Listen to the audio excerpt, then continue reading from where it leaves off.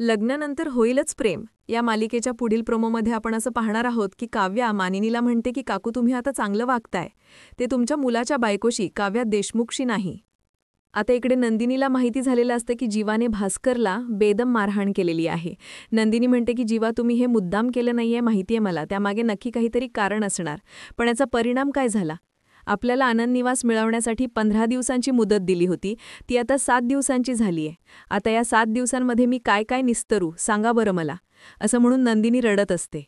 नंतर काव्या मानिनीला म्हणते की काकू तुम्हाला ऐकायचं होतं ना की माझं अफेअर कोणासोबत आहे, आणि मुळात म्हणजे तुम्हाला त्या मुलाच्या तोंडून ऐकायचं होतं हो ना.